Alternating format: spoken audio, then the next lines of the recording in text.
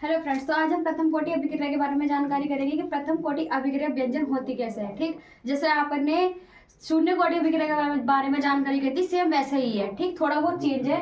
अब शून्य कोटि अभिक्रिया किसे कहते थे? जिसके ऊपर क्या था? शून्य। ठीक, अब इसके ऊपर एक है तो प्रथम कोटि अभिक्रिया हो गई।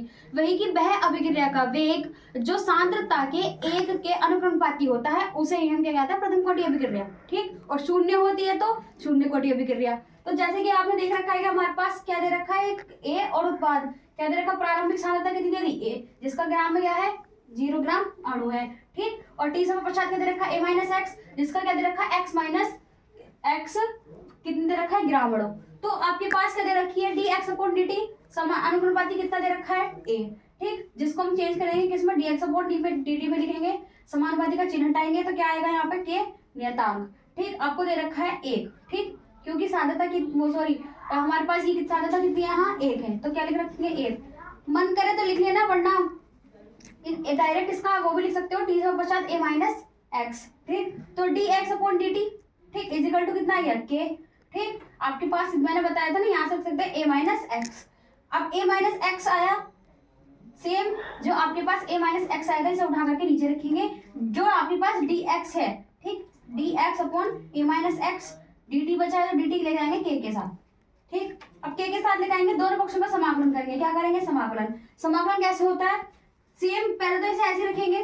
ठीक, जो आपके पास डी टी दे रखा है, यानी कि चर राशि जो दे रखी है उसको हम बाहर ले लेंगे। ठीक, जब हम इसको बाहर लेंगे तो इसका जो मान आएगा वो कितना आएगा? टी आएगा। क्यों? क्योंकि मैंने आपसे बताया था कि हम कोई भी चीज अगर समाकलन करते हैं तो जैसे टी दे रखा है तो कितना आ जाएगा? टी आ जाएगा, या डी एक्स दे रखा है तो कितना आ जाएगा? एक्स आ जाएगा। तो इसमें कितना दे रखा है? डी टी, तो यहाँ हम मान रख सकते हैं टी एक्स का मान कितना आएगा? माइनस के लोग। ठीक, क्योंकि क्या है? समाकलन करने पर माइनस के लोग ई आता है, और ए माइनस एक्स दे रखा है, ए माइनस एक्स।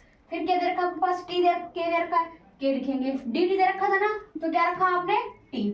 ठीक, अब आपके पास सी समाकलन नियतांक आया है। क्या है? सी समाकलन नियतांक। ठीक, समाकलन नियतांक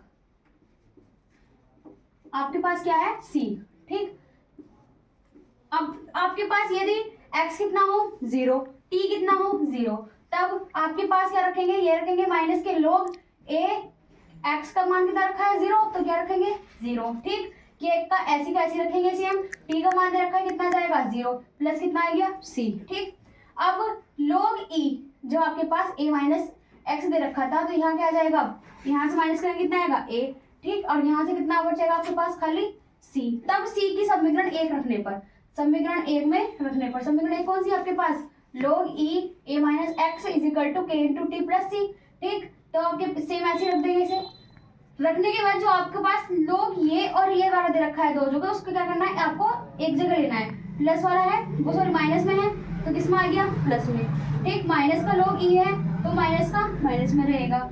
आपके पास ए माइनस एक्स दे रखा है तो ए माइनस एक्स, यहाँ से क्या बचा? डी टी, तो सॉरी के टी, तो यहाँ पर आ गया के टी। ठीक, अब लोग ए और लोग ई, यहाँ क्या रखेंगे? लोग ई। आपके पास जो ए दे रखा है वो यहाँ रख ले बटे के ऊपर। अब ए माइनस एक्स दे रखा है तो बटे में नीचे लेके आ जाएंगे। बचा क्या आपके पास? के टी।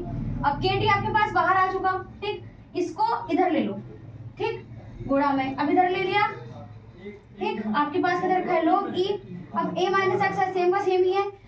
आपके पास क्या है? के और टी। के टी को, यानी कि के का मान टी जो है आपका, टी से ऊपर रखेंगे 1। क्या रखेंगे? 1। आपने 1 रखा, लोग ई है, लोग ई और ए बटे ए माइनस एक्स।